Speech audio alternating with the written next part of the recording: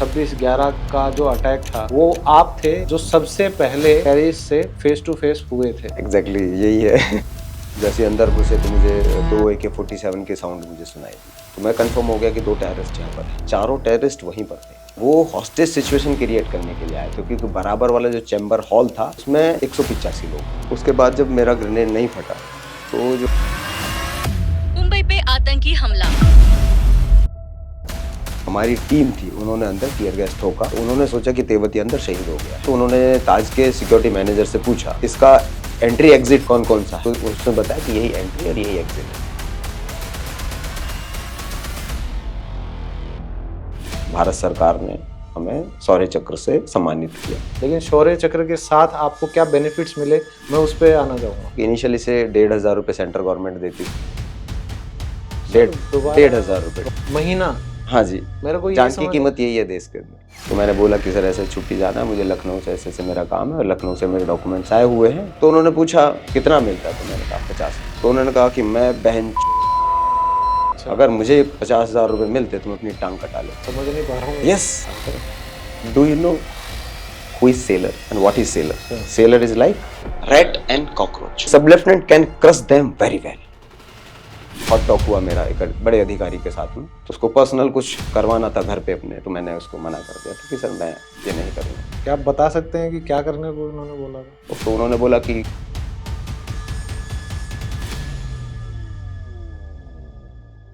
Media वाले उन्होंने आपको इतना कवर किया क्यों नहीं, मेरा तो ये सवाल है। Media is biased. और ये डेमोक्रेसी का एक पिलर माना जाता है। जो चीज़ बायस्ड होगी, दीमक लगी हुई चीज़ है, आप कैसे पिलर बता रहे हो आप उसको?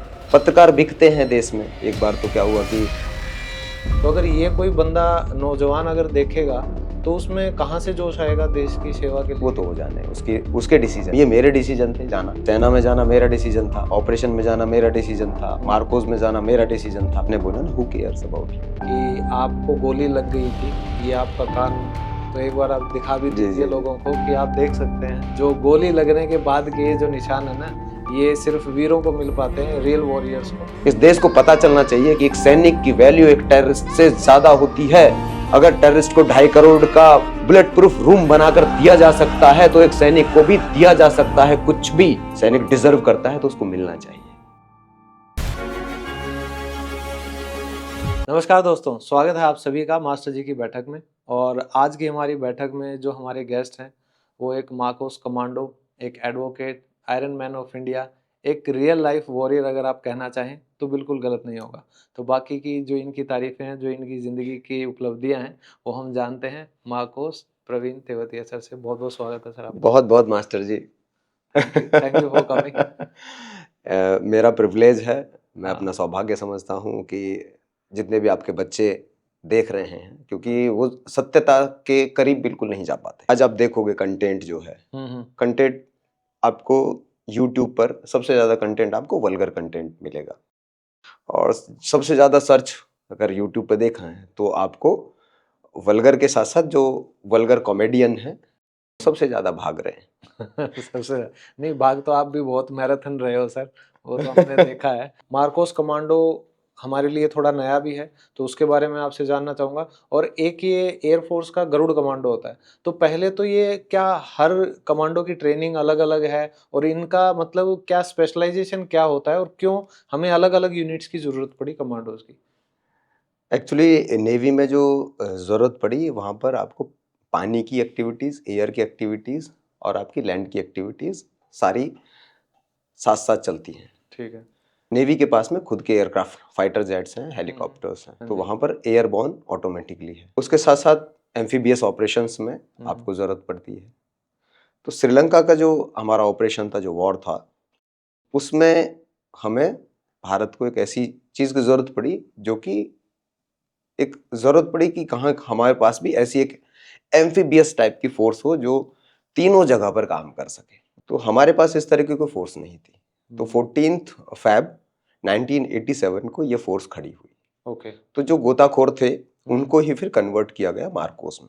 ओके। जो इनिशियली जो सीडी थे, क्लियरेंस डाइवर जिसको बोलते थे, ठीक है, उन्हीं को कन्वर्ट किया गया, उन्हीं को कोर्सेज करवाए गए। तो कुछ कोर्स हमने पैरा से सीखे, कुछ कोर्स हमने एयरफोर्स से सीखे, और कुछ कोर्स हमने अमेरिकन जो नेवी सील्स है वहां से काफी सारी ट्रेनिंग जो पार्ट है वहां से लिए। ओके। तो वर्ल्ड की बेस्ट जो ट्रेनिंग है पैटर्न्स वो हमारे पास में धीरे धीरे इकट्ठे हुए। फिर हमने उनको क्लब करना शुरू किया और फिर एक मार्कोस फोर्स है वो वर्ल्ड की one of the best force बनती चली गई। क्या बात है। क्योंकि अगर जंगल ऑपरेशन है, लैंड ऑपरेशंस हैं, तो उसमें हमारे यहाँ पे पैरा सबसे ऊपर होती है। हाँ हाँ। तो वो जो ऑपरेशंस की कला थी वो हमने पैरा से सीखी। अच्छा। और एयरफोर्स की जो जंप है या फिर पैरा जंपिंग है वो एयरफोर्स में अभी भी एयरफोर्स में होती है, तो वो हमने एयरफोर्स से सीखी। गरुड़ कमांडो? नहीं, गरुड़ कमांडो तो बहुत बाद में अच्छा खड़े हुए। ओके। जो पैरा जंपिंग का जो जिम्मेदारी है वो पूरी की पूरी एयरफोर्स के पास में है इंडिया में। ठीक है। तो पैरा जंपिंग एयरफोर्स ही कराती है आपको, वो एयरफोर्स ही आपको सर्टिफाइड करती है। अच्छा। तो उसके लिए आपको एयरफोर्स के पास जाना है। ठीक है। तो आप 3 in 1 हैं? हाँ, 3 डायमेंशनल। 3 डायमेंशनल 3 डायमेंशनल है। तीनों के ही गुण आप में हैं तीनों के में गुण। मार्कोस। हाँ, तो लैंड, वाटर एंड एयर तीनों में हम लोग ऑपरेट कर सकते हैं और करते हैं। क्या बात है सर। हम कहीं कहीं पर भी हम जाकर बाई एयर भी हम लोग अटैक कर सकते हैं। बाई एयर हमको ड्रॉप कर दे, चाहे सी में ड्रॉप कर दो, चाहे हमको लैंड पे ड्रॉप कर दो, हम ऑपरेट कर लेंगे। तो सर सबसे बड़ा जो 26/11 का जो अटैक था टेररिस्ट का, जिसमें बहुत हजारों लोग मतलब एक तरीके से इंजर्ड हुए थे, कई 100 लोग मारे भी गए थे, तो सबसे जो मेन कैरेक्टर अगर मैं कहूँ, जितना मेरी रिसर्च सामने आई है, वो आप थे जो सबसे पहले टेररिस्ट से फेस टू फेस हुए थे। एग्जैक्टली यही है। हाँ जी। तो सर मैं ये जानना चाहूँगा कि आपकी जो ट्रेनिंग थी मार्कोस की, वो स्टार्ट कैसे हुई, कब आप मतलब मार्कोस कमांडो बने, और फिर जब ये ऑपरेशन जो 26/11 का हुआ, कैसे आपको सूचना मिली और कितने कम समय में किन हथियारों के साथ आप गए? बस एक बार इस पर थोड़ा सा रोशनी डालो। मेरा जो कोर्स था 2005 में हमने शुरू किया था, 2006 में हम पास आउट हुए थे और 2006 से ही मैं ऑपरेशनल चीज़ों के अंदर आ गया था एज ए स्टाफ मुंबई में। तो मुंबई में मैं काफ़ी समय तक रहा, 5 साल मेरे मुंबई में रहे। तो उसके बीच में मैं कश्मीर भी गया, मैं गल्फ ऑफ एडन भी गया, और मैंने कच्छ में जो हमारी सर क्रीक है वहाँ पर भी मैंने पार्ट लिया, सेवाएं की। और कश्मीर जो हमारा 26/11 वाला ऑपरेशन था, इसमें मेरी काफ़ी अहम भूमिका रही। कश्मीर में भी हमारे कुछ छोटे मोटे ऑपरेशन चलते रहते हैं, तो अच्छा। उनमें भी मेरी काफ़ी अच्छी भूमिका रही है। तो टोटल ट्रेनिंग का टाइम आपका कितना था, अगर उसके बारे में मैं मेन ट्रेनिंग आपकी 7 से 8 महीने की होती है, पूरी 7 से 8 महीने की प्रॉपर ट्रेनिंग। रात दिन मतलब सुबह शाम? कमांडो मतलब बैंड बजना। अच्छा। कमांडो का मतलब ये है। और हम कोर्स के बाद जब हम स्टाफ में आते हैं तो महसूस करते हैं ट्रेनिंग ही अच्छी थी। अच्छा अच्छा। ट्रेनिंग में आपको बेसिक सिखाया जाता है हर चीज़ का, और डीप नॉलेज जो है आपको स्टाफ में आने के बाद ही मिलती है पूरी की पूरी। ओके। तो आप जहाँ स्टाफ बनकर जाते हो वहाँ पे आपके सीनियर्स होते हैं। सीनियर्स आपको हर जगह पर नई चीज़, नई टेक्निक, वो सब चीज़ें बताते हैं। जो ऑपरेशन की कला सीखते हो वो आप स्टाफ बन के ही सीखते हो। ट्रेनिंग में तो आपको एक संरक्षक हमारे साथ में रहते हैं, वो अपने संरक्षक के रूप में ही आपको सिखाते हैं, एज ए इंस्ट्रक्टर सिखाते हैं। तो आप कितना भी अच्छा वहाँ कर लोगे, जो मैन एक्सपीरियंस आपका होगा वो होगा आपका रियल बंदों के साथ में। जब आप रियल ऑपरेशंस में जाओगे और रियल एक्टिविटीज में पार्टिसिपेट करोगे, वहाँ तो सब चीज़ें रियल नहीं होती हैं, वो बनाई जाती हैं, आर्टिफिशियल है सब कुछ। जब आप ट्रेनिंग में हो तो सब कुछ आर्टिफिशियल है, हर चीज़ आर्टिफिशियल है। आपको भी पता है, सबको पता है कि सब चीज़ें हम एक बना रहे हैं, इस तरह का माहौल बना रहे हैं। लेकिन जब ऑपरेशन में होते तो माहौल बनाना नहीं पड़ता, माहौल बना बनाया मिलता है। तो माहौल बना बनाया जब मिलता है, उसका जो प्रेशर है वो आसान नहीं होता हर किसी के लिए झेलना। तो इसी प्रेशर से मेरे को याद आ रहा है कि जो आप 7 या 8 महीने की ट्रेनिंग बता रहे हो, तो उसमें फिजिकल के साथ साथ मेंटल ट्रेनिंग कैसे करवाई जाती है? मेंटल ट्रेनिंग के लिए आपको डेली कुछ ना कुछ टास्क दिए जाते हैं। अच्छा। हाँ, जैसे नेवर गिव अप वाला हम लोग एटीट्यूड हम बात करें, तो मान लो कि आपको रस्सी पे चढ़ाया कि भैया चढ़ो, फिर उतर गए आप, तो आपने सोचा कि कंप्लीट हो गया, मैंने 10 बार रस्सी अप एंड डाउन कर ली। अच्छा। तो आज 10 का ही है, तो 10 के बाद वो 12वां भी दे सकता, 13वां भी बोल सकता, 14वां, मतलब नॉन स्टॉप आप कितनी बार कर सकते हो। फिर आपका टेस्ट जो है वहां पर आपके ब्रेन की टेस्टिंग है पूरी, कि आप मना करते हो या आप कितने टाइम तक उस रस्सी पर लटके रह सकते हो।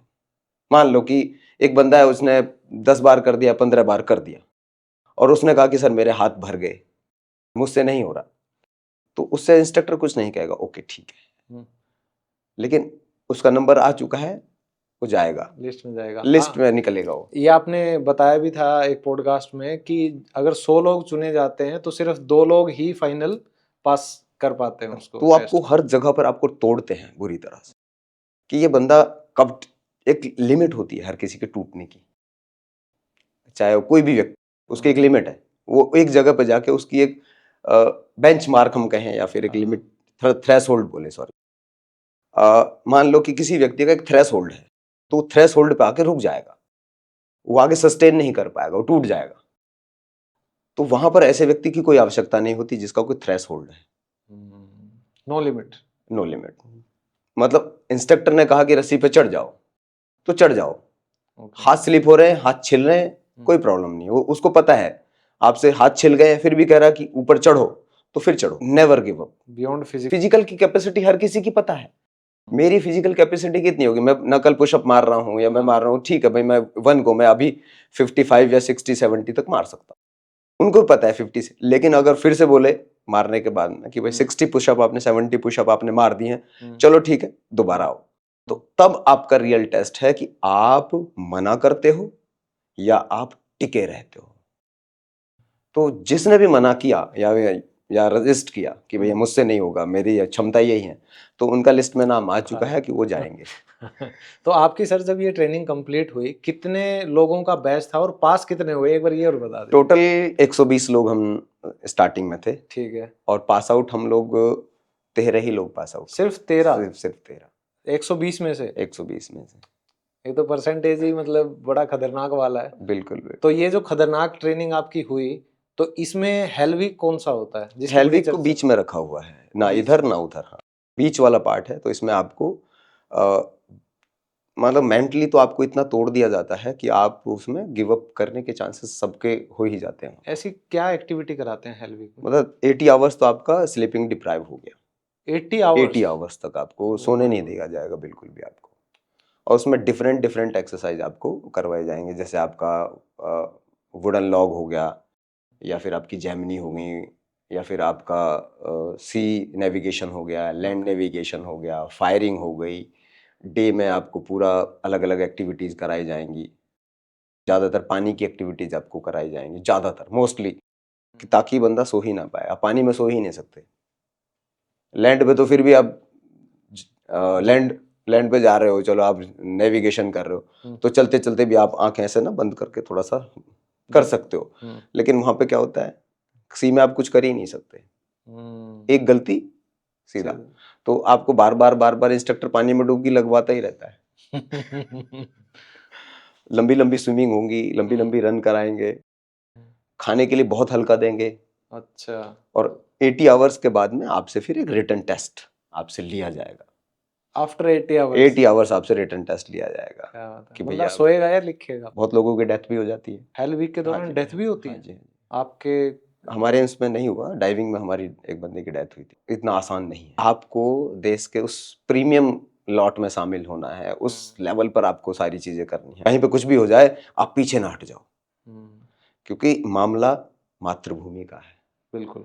और इसके साथ साथ लेवल आ जाता है कि यार ये बंदा डिफरेंट क्यों है, इसके अंदर पेशेंस लेवल कितना है। अब कोई मुझे गाली देता रहे, कुछ भी करता रहे, मैं कुछ कहता ही नहीं हूँ। और मुझे हंसी आती है कि ये कितना मूर्ख है कि अपनी एनर्जी को ऐसे ही व्यर्थ कर रहा है। कुछ भी कहता है ठीक है स्माइल करो, क्योंकि आपको अपनी ताकत पता है। जब आप अपनी ताकत को जान लेते हो तो आपको पता है कि अगर ये मैं कुछ भी करूंगा तो ये जाएगा। तो इसलिए क्या करते हो आप, अवॉइड, इग्नोर, ये सब चीजें आप सीख जाते हो। प्लस आपको अपनी जो इनर स्ट्रेंथ है उसके ऊपर इतना भरोसा होता है कि आप 10 लोग भी आ जाए, 15 लोग भी आ जाएं, आपको पता है कि कैसे टैकल करना है, किसको पहले मारना है और किसको सबसे बाद में ठोकना है। तो इसमें सर जो ये पूरी कमांडो ट्रेनिंग होती है, तो इसमें फिजिकल कॉम्बैट की भी, जैसा आप बता रहे हो, ट्रेनिंग दी जाती है? यस, फिजिकल आपका मार्शल आर्ट वगैरह सिखाया जाता है पूरा। ओके। आर्किडोज आपको सिखाए जाते हैं, आपके जो हमारे ह्यूमन बॉडी में जो कुछ सेंसिटिव पार्ट्स हैं बॉडी के, वो हमको पता है कि आपके वनरेबल बॉडी जो है, बॉडी का वनरेबल पार्ट कौन कौन सा है। अच्छा, तो एक पंच बंदा नीचे। अगर कोई बंदा आपके साथ फिजिकल कॉम्बैट में आता है तो आपको पता है वो कौन से पॉइंट्स हैं, बस तो आपको मतलब बेहोश करने में या किसी को मारने में, अगर कुछ ऐसे टेररिस्ट टाइप हो, कितना टाइम लगता है? ज़्यादा से ज़्यादा 2 से 3 सेकंड। 2 से 3 सेकंड में बंदा खत्म? नहीं, डिपेंड करता है उसको मारना है या अच्छा। उसको हमको सिर्फ टैकल करना है। चीज़ें अगर हम अनार्म्ड हैं तो टेररिस्ट हमारे पास में अनार्म्ड आएगा नहीं, तो लोकल गुंडा ही होगा। वो इतनी बेवकूफ़ी नहीं करेगा। टेररिस्ट कभी बेवकूफ़ी नहीं करेंगे, उनको पता है कि वेपन के साथ ही जाना है। और मार्कोस के पास तो भूल के भी हाँ, नहीं किसी के जाता पास नहीं जाएंगे वैसे। दूसरा है कि भाई आपको स्ट्रीट फाइट वगैरह कुछ भी है, आप लग गए हो, हम्म। तो आपको ये पता है कि अवॉइड करना है या हिट करना है। अच्छा, डिफेंस करना है या अटैक करना है? हाँ, मतलब डिफेंस के मतलब ही नहीं, आप निकल अच्छा, लो, मुझे निकलना है हम्म। या इसको ठोकना है, ओके। तो उसमें आपको 2 से 3 सेकंड है। हम्म। और मर्डर चार्जेस थोड़े लगवाने हैं हमको। सही बात है। वो वैसे भी आप तो खुद अभी लॉ को प्रोटेक्ट करने के लिए जी जी एडवोकेट जी। बन चुके हैं, तो डेफिनेटली सिंपल है, हमको मार मतलब हमें किसी की हत्या नहीं करनी है। नहीं, सही अगर बात। मुझे उसको रोकना है तो मेरे लिए एक बहुत बहुत छोटी सी बात है उसको रोकना।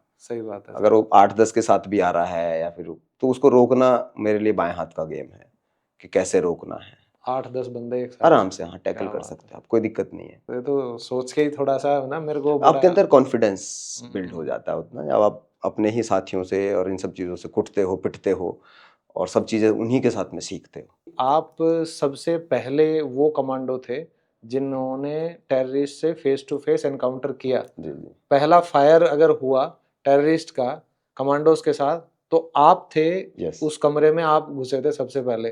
तो एक तो वो माहौल क्या बना था और आपको इंस्ट्रक्शंस क्या आए थे, कितनी देर में आप लोगों को पता चला और आप पहुंच गए कि ऐसा ऐसा कुछ हो रहा है? हमारे पास तो सिर्फ इंस्ट्रक्शन हमारे जो कमांड है, लेवल कमांड है, उनके जो हमारे सीएनसी होते हैं उनकी तरफ से ही था।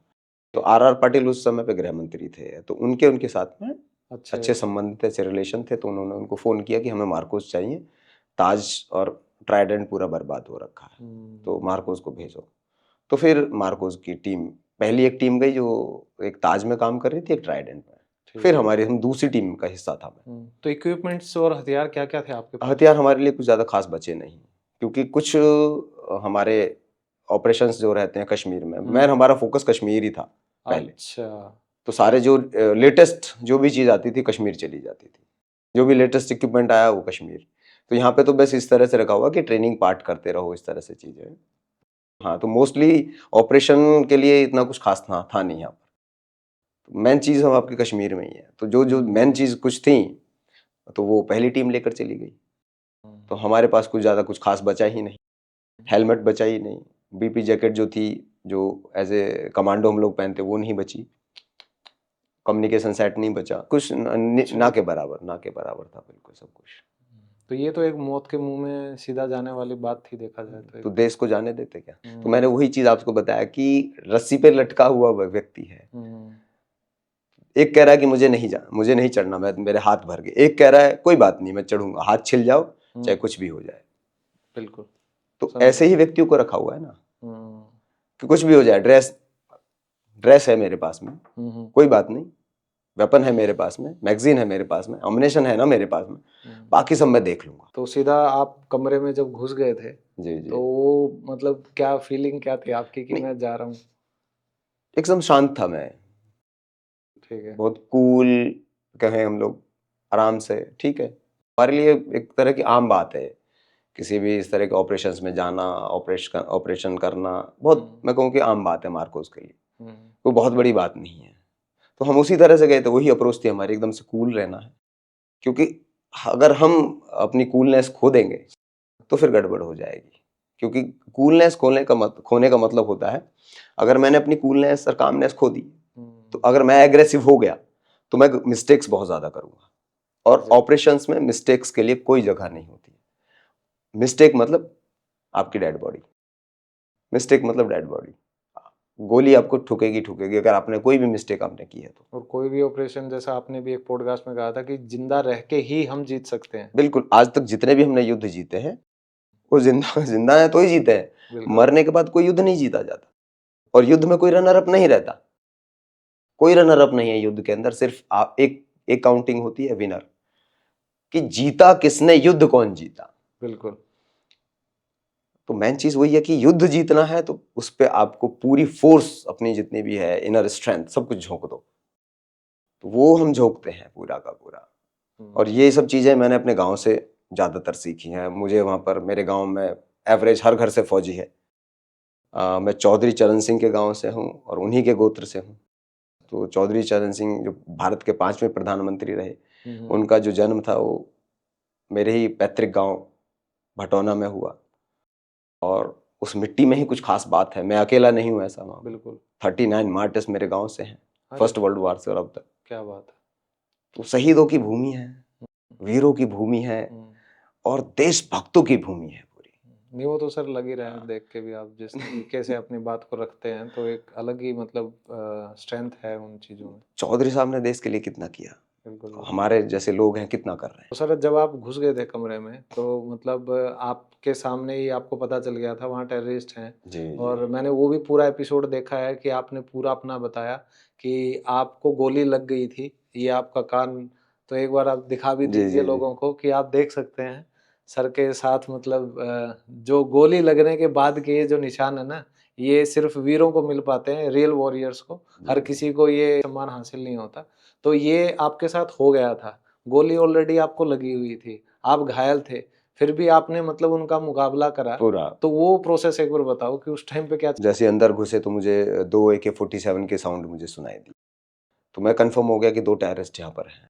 चारों टेररिस्ट वहीं पर थे और वो हॉस्टेज सिचुएशन क्रिएट करने के लिए आए थे, क्योंकि बराबर वाला जो चैम्बर हॉल था उसमें 185 लोग थे और सारे हाई डिग्निटरीज, नेताजी, पॉलिटिशियन और बड़े बड़े बिजनेसमैन, बॉलीवुड वाले और आपके महाराष्ट्र जो ब्यूरोक्रेट्स काफ़ी लोग थे। 3 शादी के गेस्ट टोटल थे उसमें मिला के, अमेरिकन्स थे, जर्मन थे, काफ़ी लोग थे। तो उनको हॉस्टेज बनाने के लिए वो लोग उस जगह तक पहुंचे थे। ठीक है, वो शायद कमरा नंबर 520 था। नहीं, कमरा नहीं था, पूरा हॉल है वो, ओके। चैम्बर हॉल है वो पूरा। ठीक है, ठीक है। तो आप जब उसमें वहां पे घुस गए थे तो वो आपने ग्रेनेड भी फेंका लेकिन वो फटा नहीं। बिल्कुल, तो वो फट ग्रेनेड जाता क्या तो पूरा हमारा नकली था? नकली नहीं रहता है। तो वो एक्चुअली क्या होता है कि ये जो बनाने वाले हैं हाँ, वही गड़बड़ करते हैं। तो कहीं ना कहीं हम उसको इस टर्म में ला सकते हैं कि मतलब जो एमिनेशन हमारे पास है बिल्कुल। तो उसमें भी दिक्कतें हैं, उसमें भी गड़बड़ है। हाँ जी, हाँ जी। तो अगर वो ग्रेनेड उस दिन फट जाता तो ऑपरेशन वहीं पे खत्म हो चुका होता और मैं आज यहाँ पे आपके सामने पॉडकास्ट पर नहीं बैठा होता, मेरे चित्र पे हाथ चढ़े होते। लेकिन सर एक तरीके से जो तिरंगे पे लिपट के आप आते तो मतलब कहीं ना कहीं एक शहीद का दर्जा जो है वो, एक कहते हैं ना कि अगर किसी शहीद के घर पे जाओ तो ऐसा लगता है किसी तीर्थ स्थान पे आप होके आए हो। ये तो लोगों का मानना है, लोगों का कहना है, लेकिन एग्जैक्टली ऐसा कुछ है नहीं ग्राउंड पर। अच्छा। ग्राउंड पर धूल है, हम्म। उस घर में सिर्फ धूल उड़ती है, उसमें बच्चा वापस नहीं आता, कुछ नहीं वापस आता। घर पे मैं बहुत लोगों की, मेरे यूनिट में कई लोग शहीद हुए हैं। एक के घर पे मैं गया था तो दोबारा जाने का मन ही नहीं करता। तो देखता हूँ धूल उड़ी हुई है, कुछ है ही नहीं। एक गया, पूरा परिवार बर्बाद हो गया। तो वहां जो आप निकले उस जगह से, जब पूरे आप लहूलुहान हो रहे थे, तो आप वहां से एग्जिट कैसे लिया आपने? उसके बाद जब मेरा ग्रेनेड नहीं फटा तो जो हमारी टीम थी उन्होंने अंदर टीयर गैस ठोका। तो उन्होंने सोचा कि तेवती अंदर शहीद हो गया है, तो उन्होंने टीयर गैस अंदर ठोक दी। तो उन्होंने ताज के सिक्योरिटी मैनेजर से पूछा कि इसका एंट्री एग्जिट कौन कौन सा है, तो उसने बताया कि यही एंट्री और यही एग्जिट है। तो वो मिस्टेक हो गई। वो अगर मिस्टेक नहीं होती तो ऑपरेशन वैसे भी खत्म हो जाता। ये दूसरी गलती हुई। पहला गलती क्या था कि ग्रेनेड नहीं फटा। दूसरी गलती ये थी कि सही इंफॉर्मेशन नहीं थी। सर इससे भी पहले गलती मेरे को जो लगी है, गलत हूं तो सॉरी फॉर दैट, कि आप बड़ी सिस्टम में काम करते हैं जब भी कमांडो बिल्कुल। की ट्रेनिंग होती है, कोई ऑपरेशन होता है, तो आप तो गए, वो आपका बड़ी आपको छोड़ गया। मास्टर जी, जिसको जान प्यारी वो भागेगा। उसको लगता है कि भागना चाहिए तो भागा। तो जिसको उनके खिलाफ एक्शन नहीं हुआ कि उन्होंने मुझे आपकी नहीं जान पता, को जोखिम में डाला? मुझे नहीं पता उनके खिलाफ क्या हुआ, कैसे हुआ। मैं लेकिन उसके आपको लगता है अगर वो आपके साथ होते तो मैं शायद ऑपरेशन अच्छा हो जाता ऑपरेशन अच्छा हो और जाता? अच्छा हो सकता था, हाँ। ऑपरेशन बिल्कुल हो सकता था। तो उसको हम ब्लेम नहीं कर सकते ना किसी तरह। उस समय पर उस व्यक्ति के क्या डिसीजन रहे, वो तो वही व्यक्ति जानता है। बिल्कुल। अब उस व्यक्ति के डिसीजंस को हम गलत ठहराएं हम्म, तो मेरा काम नहीं है गलत और सही ठहराना, मेरा काम है ऑपरेशन करना। मैं अपना पार्ट निभा रहा हूँ। अगर मैं वहीं बैठकर मैं उसको बोलूं कि तू गलत है, तू ये है, तो उसका मतलब है कि मैं गलत हूँ। I should prefer to do my job. हमें किसी को ब्लेम नहीं करना। मैं ब्लेम गेम पे ज्यादा बिलीव नहीं रखता, बिल्कुल नहीं। जिसने जो किया बेहतर किया, ने भी अपना बेस्ट किया बेस्ट। हाँ, उस सिचुएशन में जो कर सकते थे। तो लेकिन जब आप निकलने लगे तो शायद आपको भी 4 गोलियां 4 गोलियां और मुझे लगी। उसमें एक मेरा लंग्स जो था पूरा डैमेज हो गया, छाती के आर पार मेरे गोली निकली। तो मुझे पता था कि पहले ही पता था कि मैं बच नहीं सकता यहाँ से, कि कोई स्थिति ही नहीं थी, किसी भी तरह की कोई सिचुएशन ही नहीं बन रही है कि मैं यहाँ से जिंदा बाहर जाऊंगा। तो मैंने ईश्वर का नाम लिया कि अब आ रहे हैं, बस खत्म हो गया, यहीं पे खत्म है आज। जवानी कहते हैं हम लोग। 23 वर्ष की उम्र थी। जिस उम्र में भगत सिंह को फांसी लगी, वो उम्र मेरी। तुमने ये कहा कि देश के लिए सब कुछ न्यौछावर है, तो तो जब भारत माँ हम दोबारा आएंगे आपकी सेवा करने। आज की यात्रा हमारी यहीं तक है। तो उठे और मैंने उठा और खड़े होकर मैंने फिर फायरिंग की उनके ऊपर। तो उस फायरिंग में एक टेररिस्ट को गोली लगी। इन 4 गोलियां और मुझे लगी, जो कि एक मैगजीन में फंसी, एक रिकॉर्चिट होकर लगी, एक चेस्ट के आर पार निकली, एक कॉलर को फाड़ते हुए निकली। तो पता चल गया था कि गए। लेकिन फिर आपकी आंखें खुली आईसीयू में? 19 दिन आईसीयू में रहा, वहां पे भी संघर्ष ही रहा पूरा का पूरा। एक तो हम बात करते हैं कि उस दौरान जो हुआ उसमें आपकी भूमिका ऐसी थी कि आपने एटलीस्ट वहां एंट्री ली, आपने पता लगाया कितने बंदे हैं, चारों टेररिस्ट वहां पे थे। फिर जो भी ऑपरेशन आपके बाद हुआ, मुझे लगता है आपकी ही वजह से उनकी लोकेशन हमें मिली और वो सारे फिर मारे गए, फर्दर कैजुअलिटी नहीं हो पाई। उसमें उस रूम से एक रक्षक बैग उनका मिला जिसमें 500 के 47 के राउंड थे, 16 हैंड ग्रेनेड थे, ड्राई फ्रूट्स थे, करेंसी थी। ये उस रूम से मिला और बराबर वाले रूम से 185 लोगों को सेफ निकाल लिया गया सबको। तो ये सारा क्रेडिट जो था वो सरकार ने हमें दिया और उसके लिए भारत सरकार ने हमें शौर्य चक्र से सम्मानित किया। आपको शौर्य चक्र से शौर्य सम्मानित शौर्य किया चक्र गया। से। उसमें सर आपको कितने टाइम बाद ये सम्मान मिला? 26 जनवरी 2009 को शौर्य चक्र हमें अवार्ड हुआ। तो क्या आप उस समय तक थोड़ा बहुत रिकवर हो गए थे? मैं उस समय पे सिक लीव पर था घर पे। तो दिसंबर में 28 दिसंबर को वहाँ से मुझे छोड़ दिया था कि अब जाओ। तो सर क्योंकि हो सकता है बहुत से लोगों को शौर्य सम्मान के साथ क्या क्या दिया जाता है, क्योंकि मेडल तो एक आपकी वीरता शौर्य की चक्र, निशानी है, हाँ जी, शौर्य हाँ चक्र, जी। लेकिन शौर्य चक्र के साथ आपको क्या बेनिफिट्स मिले, मैं उस पर आना चाहूंगा। तो मैं इनिशियली से बताता हूँ कि इनिशियली से 1,500 रुपये सेंट्रल गवर्नमेंट देती थी। सर दोबारा 1,500 रुपये, बताइएगा। 1,500 रुपये सेंट्रल गवर्नमेंट देती थी उस समय। 1,500 रुपये 1,500 रुपये, फिर वो 3,000 हुए। महीना? हाँ जी। स्टेट गवर्नमेंट आपको एक मुश्त कुछ अमाउंट देती है, सब अलग अलग स्टेट का अलग अलग हिसाब है। जैसे अगर कुछ डिटेल आप बता सकें, अगर ये नेशनल सिक्योरिटी नहीं नहीं, इसमें नेशनल सिक्योरिटी वाली बात मतलब नहीं है। जैसे क्या क्या उन्होंने दिया? यूपी गवर्नमेंट एक मुश्त आपको 10 लाख रुपए देती है। ठीक है। और फिर आपको साल का कुछ 50,000 60,000 रुपये साल का फिर वो हर साल आपको देती है। साल का 50,000 यानी कि 60,000, हाँ वही। महीने का कितना पड़ा है? 5,000 6,000 4? बस। हद मार के। हाँ और 1,500 2,000 या 3,000 आप बता रहे हैं? हाँ, वो फिर अभी बढ़ के 6,000 हो गए हैं। तो सर मेरे को ये जान की समझ कीमत यही है देश के अंदर, तो आपकी कीमत यही है। नेवी में कब तक रहे? मैं 2017 में जुलाई में मैं रिटायर हुआ।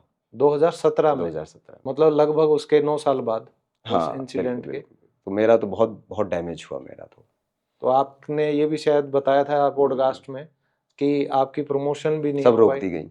तो सर वो आपका जो एक्सपीरियंस था पोस्ट 26/11, मैं कहूँगा कि मोर लर्निंग। आप तो सर माको कमांडोज की उस यूनिट के आप हीरो थे, तो आपको सिर आंखों पे नहीं बिठाया गया? नहीं, मुझे झाड़ू पोछा मारने के लिए बोला गया, तो झाड़ू पोछा मार नहीं सकता था, तो घास फाड़ता था मैं। अच्छा, आपको मतलब कौन सी मैं ड्यूटी? सिपाही था ना भाई, मैं अधिकारी थोड़े था। फिर भी सर आप जिस Who cares? लेवल के ऊपर जाके आप लड़े थे, हु केयर्स, यहाँ पे किसको किसकी चिंता पड़ी क्या है? काम दिया गया फिर आपको? घास फाड़ते थे, घास फाड़ो, और प्रमोशन भी नहीं दी? सब कुछ खत्म। और आप शौर्य चक्र लेके आप घास काट रहे थे वहां? बिल्कुल। काट तो सकते नहीं, फाड़ रहे थे एक हाथ से ही। एक हाथ तो काम ही नहीं करता, 2 साल तक तो हाथ ही काम नहीं करता था। 4 रिब्स टूटे थे, लंग्स गायब था, सांस ही नहीं लिया जाता था, चल नहीं सकता था 3 से 4 मीटर में। आपकी ये कहानी या ये दशा मैं कहूँ या दुर्दशा मैं इसे कहूँ, तो अगर ये कोई बंदा नौजवान अगर देखेगा तो उसमें कहाँ से जोश आएगा देश की सेवा के वो तो लिए? हो जाने उसके उसके डिसीजन है। ये मेरे डिसीजन थे जाना।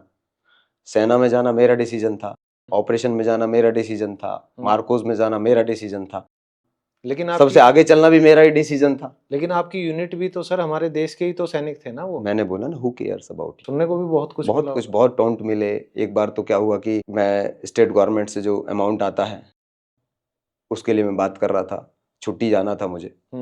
तो मैंने बोला कि सर ऐसे छुट्टी जाना है मुझे, लखनऊ से ऐसे ऐसे मेरा काम है और लखनऊ से मेरे डॉक्यूमेंट्स आए हुए हैं डिस्ट्रिक्ट में, तो 50,000 का चेक है, वो मुझे जाके रिसीव करना है। अपने मुझे डॉक्यूमेंट, जीवित प्रमाण पत्र और आपको सारी चीज़ देनी पड़ती है वहाँ पे। अच्छा। प्रमाणित करना पड़ता है।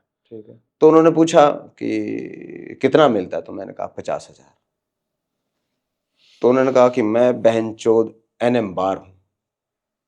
अच्छा। अगर मुझे 50,000 रुपये मिलते तो मैं अपनी टांग कटा लेता।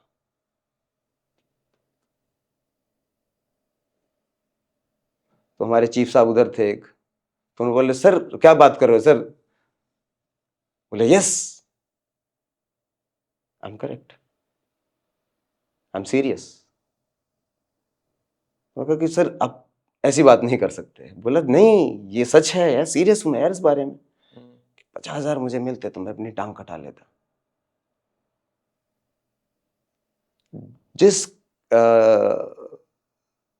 समझ नहीं पा रहा हूँ मैं क्या मैं तो खुद नहीं समझ पाया कि ऐसे व्यक्ति भी जिंदा हैं, ऐसे व्यक्ति भी हैं यहाँ पर। अच्छा। ऐसे व्यक्ति भी एग्जिस्ट करते हैं, ये सोच एग्जिस्ट करती है। ये तो अंग्रेज भी इस तरह से नहीं सोचते होंगे जिस तरह के ये व्यक्ति सोच रहा है। तो उसके बाद आपने ये सब कुछ झेला ये शुरू मैंने कहा नहीं, मैं कहूँ कि झेला नहीं, मैंने सीखा है। मैंने बोला ना, it's all about the new learnings in life. आप सीखोगे नहीं जब तक आगे बढ़ोगे नहीं। तो मैं कहूँगा कि ईश्वर ने सही जगह पर रखा, जिंदा रखा, और जितना सिखाना था ना जीवन में मुझे, ऐसा ऐसा मुझे सीखने को मिला कि अब पूछिए मत आप। एक बार टी पार्टी हो रही थी और दिल्ली से कुछ बड़े अधिकारी यूनिट में गए हुए थे। तो मुझे इंट्रोड्यूस किया गया कि ऐसे ऐसे इसको गोली लगी ताज में, इसका कान उड़ गया, ऐसे ऐसे कान। तब तक ये पूरा रिकंस्ट्रक्शन सर्जरी हुई नहीं थी, ये पूरा छोटा सा पार्ट था वही लटका हुआ था, ऐसे ही लटका हुआ था, पूरा घाव वगैरह वगैरह थे उसमें। उस व्यक्ति ने मेरा मजाक उड़ाया वहां पर। कौन थे वो? बड़ी बड़ी रैंक के अधिकारी थे, दिल्ली से गए थे। मेरा मजाक उड़ाया 450-500 लोगों के सामने। मैं समझ नहीं पाया कि ऐसे लोग एग्जिस्ट करते हैं क्या। क्या बोला सर? छोड़ो, बहुत बुरा बोला, बहुत बुरा था, बोल नहीं सकता। ठीक है सर, रहने दीजिए। बहुत कुछ बोला गया है। तो मैंने कहा ना, it's more learning, nothing else, no complaint. बिल्कुल।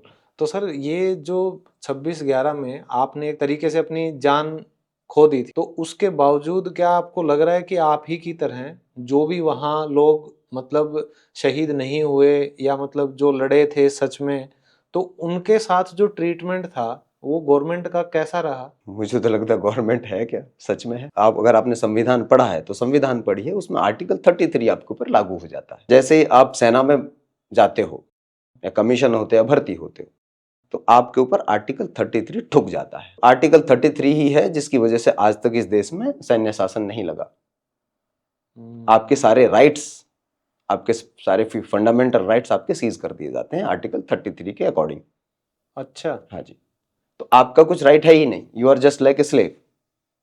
आपको बोलने की आजादी नहीं है। ओके।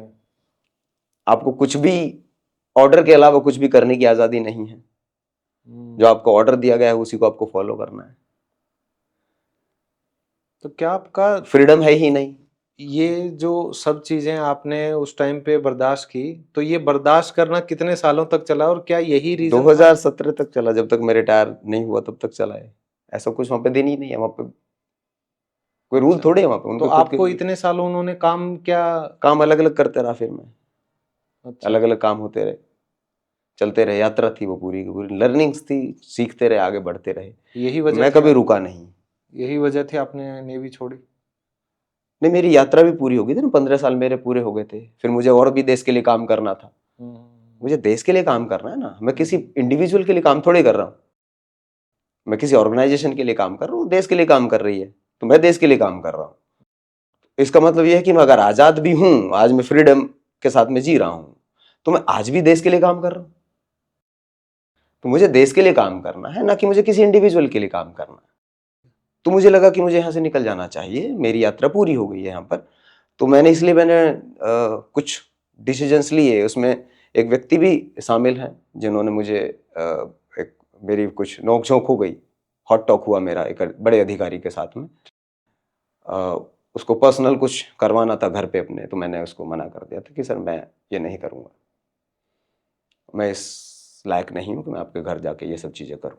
तो जो हम सुनते हैं कई बार कि ये जो बड़े अधिकारी होते हैं अपने जूनियर्स को तो अपने मैं अपनी बताऊँगा।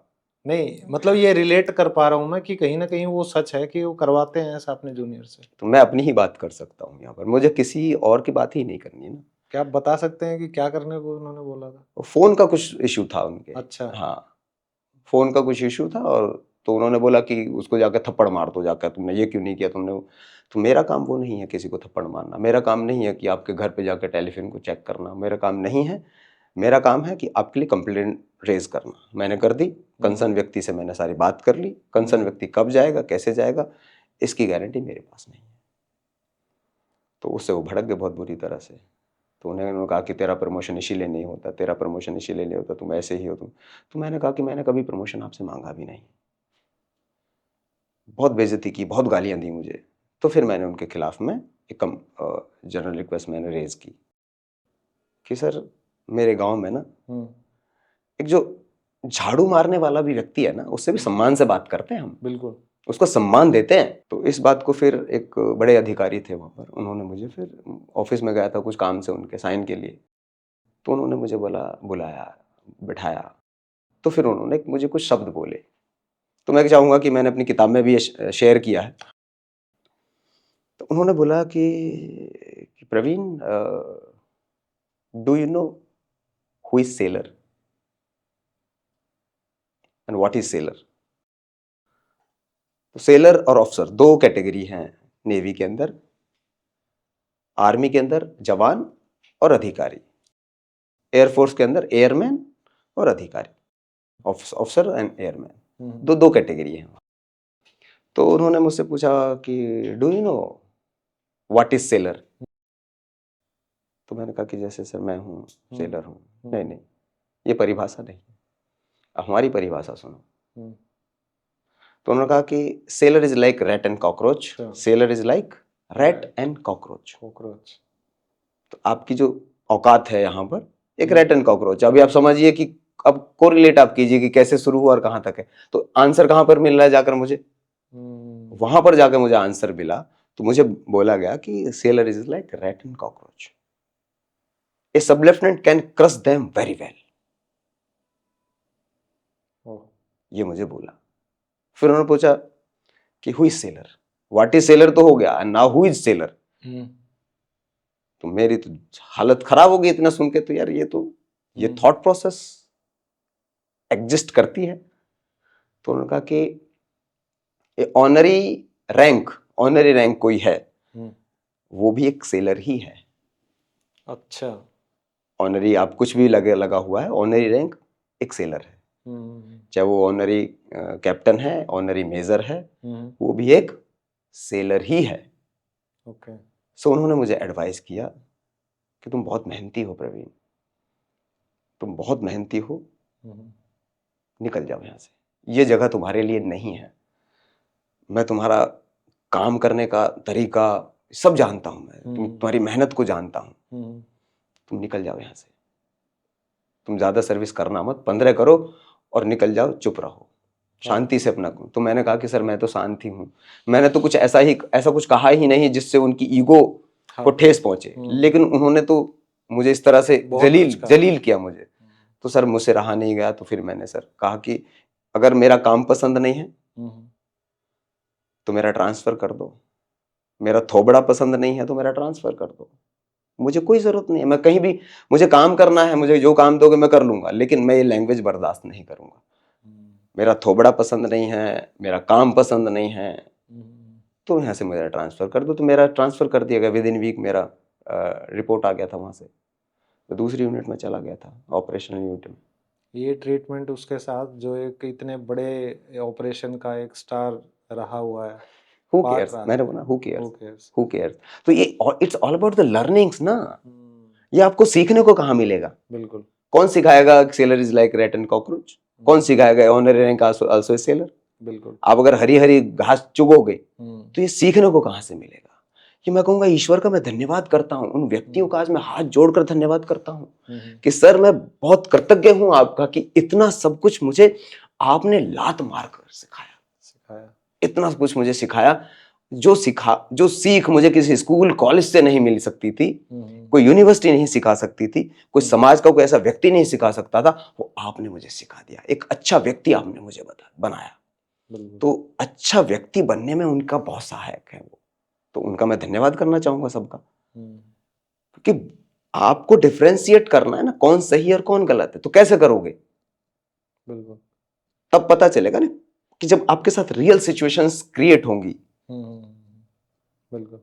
तो आपने सर 15 साल की सर्विस के बाद आपने रिटायरमेंट ले ली, और मैं ये चाहता हूँ कि अगर आप अपने 15 साल की सर्विसेज को देखें तो एक इंसिडेंट तो हमने जस्ट डिस्कस किया है, उसके अलावा कोई और आपकी ऐसी मेमोरी है जब आपने बिल्कुल ही अपनी जान की बाजी लगा दी हो, या कुछ ऐसा मोमेंट जो आप एक उपलब्धि कह सकें, हाईलाइट कह सकें अपने करियर की? इस तरह के ऑपरेशंस में हम जैसे गल्फ ऑफ एडन में थे, ओके। वहां पर कुछ सिचुएशंस इस तरह की क्रिएट हुई अच्छा, बताइए सर। कि शिप हमारा हम गए हुए थे वहाँ पे, उसके लिए जो सिक्योरिटी की हम लोग भी पेट्रोलिंग होती है पूरी, शिप का कारवां जो का चलता है, ठीक है। उसकी पेट्रोलिंग हमारा नेवी के जहाज करते हैं पूरे। ओके। तो अलग अलग कंट्रीज के हैं, क्योंकि सोमालियन पायरेट्स वहाँ पे लूट मार करते हैं। हम्म।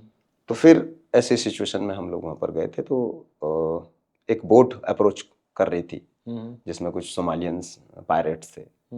तो हमने रडार में उसको पकड़ा, क्योंकि हम लोग फिर ब्रिज में ही रहते हैं, पूरा अपना ताम झाम सब कुछ तैयार करके। अच्छा। हाँ, हम सब तैयार करके रखते हैं अपनी चीज़ों को हेलीपैड पर, और एक या दो बंदे उस पर रहते हैं ब्रिज में। ब्रिज मतलब जहाँ से शिप ऑपरेट होता है पूरा ऊपर, ठीक है। और बाकी सारा सामान और पूरी टीम हमारी नीचे रहती है। तो कुछ लोग जो एक दो लोग ब्रिज में रहते हैं पूरा देखने के लिए। ठीक है। तो फिर हमें दिखा कि एक कोई बोट आ रही है, अप्रोच कर रही है किसी शिप को।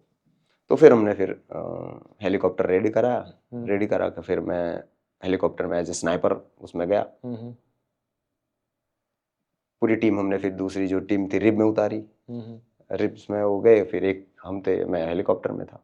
अच्छा। तो फिर वो वहाँ से निकल गए, फिर वहाँ से ओके। बच गए, मतलब कहें कि वो उनको पता चल गया। हाँ, पता चल गया कि हेलीकॉप्टर है, वेपनरी है, सब कुछ है। तो उनको वो गोली नहीं चलाते सोमालियंस। अच्छा। हाँ, वो गोली नहीं, हथियार वगैरह सब कुछ है उनके पास, सब कुछ है, लेकिन वो गोली नहीं चलाते कभी। ओके। हाँ, उनका काम है लूट मार करना, उनका काम, वो किसी को मारते भी नहीं। अच्छा। हाँ, फायर भी करेंगे तो एयर में फायरिंग करेंगे।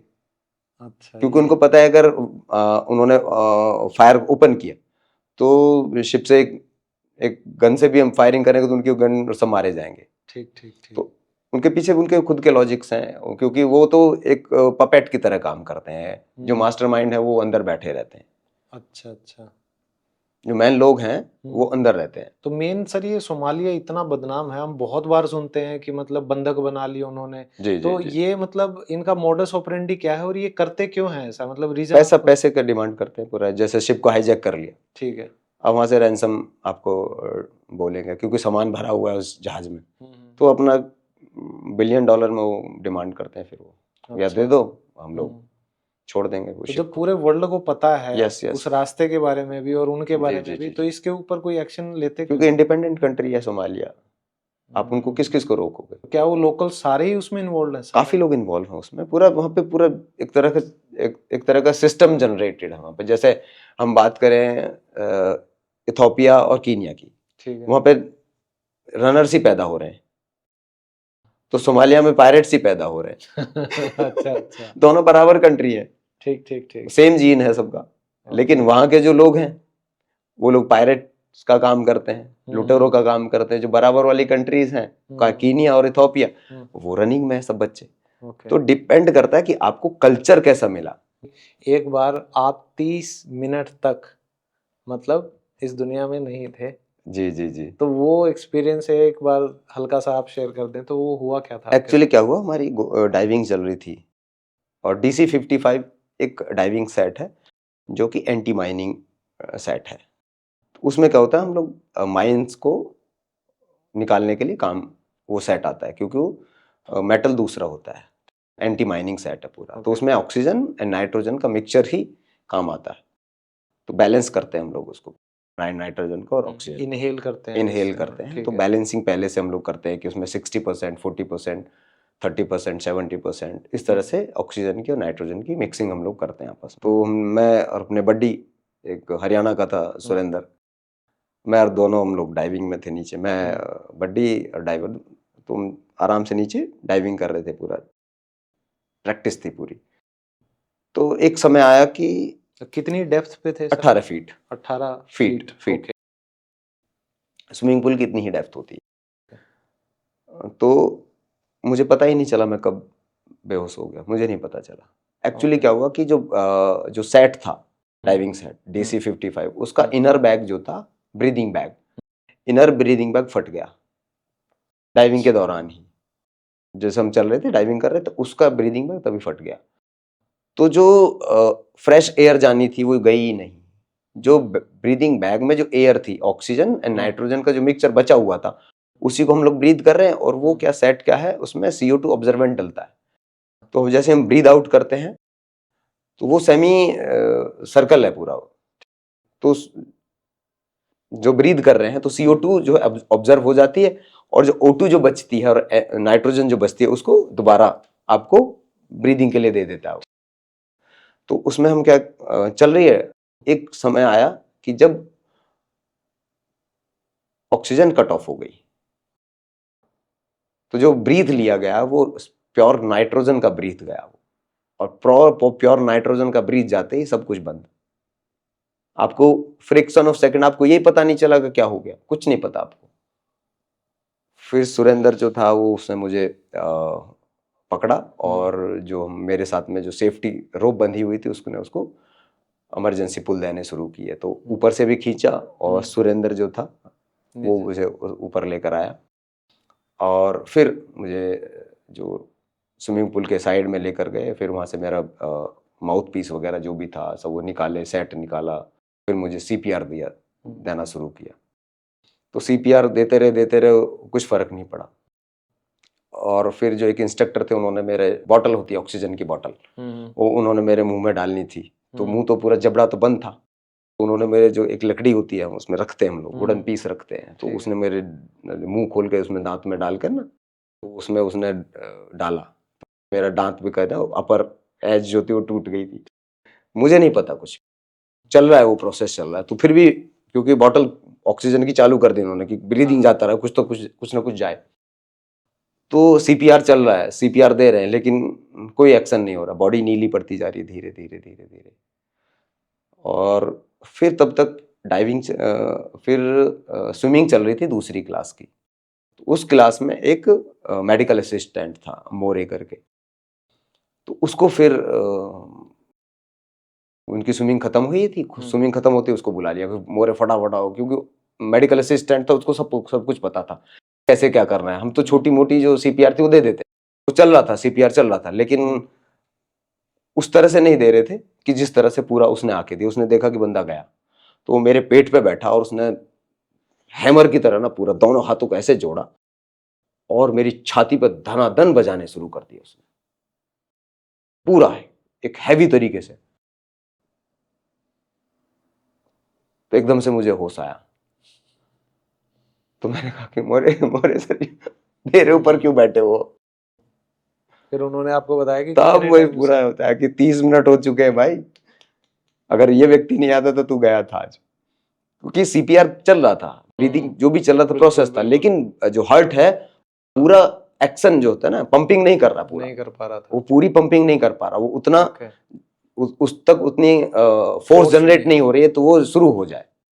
तो जितना हो रहा है वो उतना चल रहा है, वो फोर्स नहीं मिल रही थी उसको। तो ये तो सर हम फिल्मों में देखते हैं ना कि छाती पे मुक्के मारने से उसको एकदम से सांस आ नहीं, जाता है। सही जगह पर मारने से, सही जगह पे। सही जगह पर। तो अगर आपका वही एकदम से, यही तो कहीं आप मतलब कुछ दिखाई दिया आपको, कुछ ऐसा नहीं, महसूस, कुछ नहीं, कुछ नहीं, याद कुछ नहीं, है? मुझे कुछ याद नहीं है। मैं तो 30 मिनट थे उनमें, मैं पूरा ब्लैंक हूँ, मुझे कुछ नहीं पता। 30 मिनट सर कम समय नहीं होता। लेकिन इसमें मैं इंस्ट्रक्टर जो थे उनको मैं definitely- बिल्कुल, क्योंकि उन्होंने डिसीजन लिया कि एम्बुलेंस में नहीं डालूंगा, हॉस्पिटल नहीं लेके जाऊंगा इसको मैं।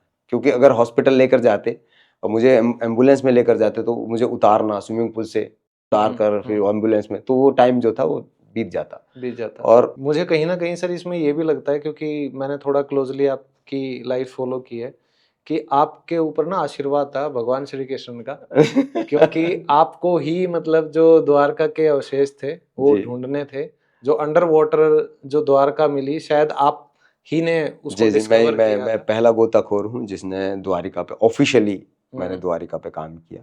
तो आपको क्या फील हुआ सर जब उस दिन आपको बोला गया कि ऐसे ऐसे आपको ऑपरेशन करना है, और जब लिटरली आपको मिला तो क्या इमोशंस क्या थे आपके? कि हमें तो जब वहां पर हम लोग गए तो मैं ही जूनियर मोस्ट था उसमें, कमांडो मैं ही था। अच्छा। एक तो जूनियर मोस्ट हो गया, दूसरा कमांडो हो गया। तो उस टीम का जो था, जो इंस्ट्रक्टर थे, उन्होंने कहा कि भाई ये लड़का फिट, हरियाणा के बोला, और लौंडे और छोरे, हाँ। चल सेट तैयार कर। और ठीक, तैयार कर। जागा? बोला हाँ मैं जाऊंगा। ठीक है, चल तैयार हो जाए, ऑन सेट एंड गो। गए हम नीचे। जो पहली बार जाकर देखा मैं, पहला बंदा, बड़ा अमेजिंग, बड़ी वाइब्स होती है ना, पॉजिटिव वाइब्स मुझे वहां पे फील होनी शुरू हुई। एकदम से अलग माहौल, एनर्जी बदल गई। एनर्जी लेवल वहां पे चेंज होता है अंदर। हाँ, उन ब्रिक्स में जो है कुछ ना कुछ। तो फिर हमने अवशेष जो थे ऊपर लाला कर दिए। आलोक त्रिपाठी जी थे एएसआई के, उनको भी नीचे हम लेकर गए, दिखाया उनको पूरा का पूरा। तो वो भी काफी आनंदित हुए। आप फिर मानते हैं भगवान को वैसे? मैं मानता नहीं हूँ, मैं जानता हूँ। एक मानना होता है, एक होता है जानना। मैं जानता हूँ है, एक होता है मानना कि दूसरे ने बताया मान लो। मैं जानता हूँ। तो जानना बहुत बहुत बड़ी बात होती है। आप स्वयं को जानते हो तो ईश्वर को जानते हो। मानना अलग हो जाता है कि मंदिर में गए, मत्था टेका, आप मांगने गए मंदिर में, इसका मतलब ये हुआ आपको मांगने की जरूरत ही नहीं। अगर आप कर्म के आधार पर सब कुछ, गीता में पहले ही बता दिया, कुरुक्षेत्र में पूरा खड़े होकर, भाई जो भी कुछ मिलना है वो कर्म के आधार पे ही मिलना है, तो कर्मों पे ध्यान दो, बाकी सब छोड़ दो। कि जब आपने अपनी पूरी जर्नी खत्म कर ली नेवी की, और जो शौर्य चक्र आपने, इतने मेडल्स हम देख रहे हैं, और जो सरकार ने किया वो तो पता चल ही रहा है, तो पोस्ट सर्विस में आपने क्या क्या शुरू किया? पहले तो सर मैं कहूँ मास्टर जी कि मुझे सरकार से, इन सब चीजों से ना तो कोई शिकायत है, ना ही मुझे उनसे कोई गिले है। आपको नहीं है सर? मुझे ये हम जैसे लोगों को है कि तो जिन्होंने उसके लिए पॉलिसी बननी चाहिए। हाँ बिल्कुल। अगर मैं सही बात करूं कि उसके लिए गवर्नमेंट पॉलिसी बनाए, सब चीजें करे, करती रहे। क्योंकि अगर अब मैं देखूं कि अलग अलग स्टेट अलग अलग प्राइज मनी देता है। बिहार में चले जाओ 10,000 ही है, गुजरात में चले जाओ तो मुझे लग रहा है 1 लाख ही है शौर्य चक्र का, और नॉर्थ ईस्ट में चले जाओ तो कुछ है ही नहीं। दिल्ली में चले जाओ तो 1 करोड़ है। अच्छा। हरियाणा में चले जाओ तो करीब 25 लाख है।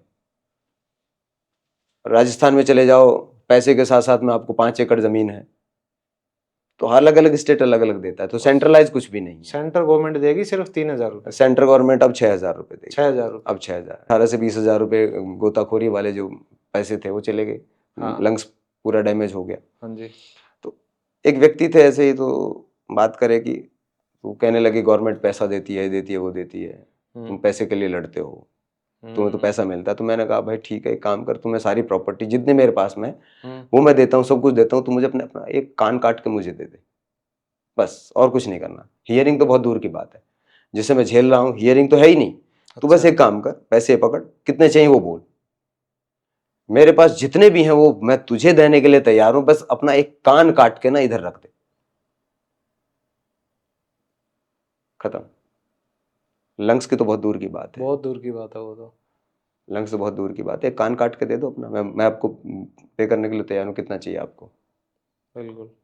तो सर आपको यहाँ से सुनाई नहीं नहीं देता? गया सब, उस दिन सब खत्म हो गए। तो हियरिंग नहीं है आपकी हियरिंग इस नहीं तरफ है। से? तो अभी मुझे कई बार होता है जज साहब कुछ कहते हैं तो मुझे कई बार रिपीट करवाना पड़ता है जज अच्छा साहब को, अच्छा माय अच्छा लॉर्डशिप थोड़ा सा जोर से बोलिए।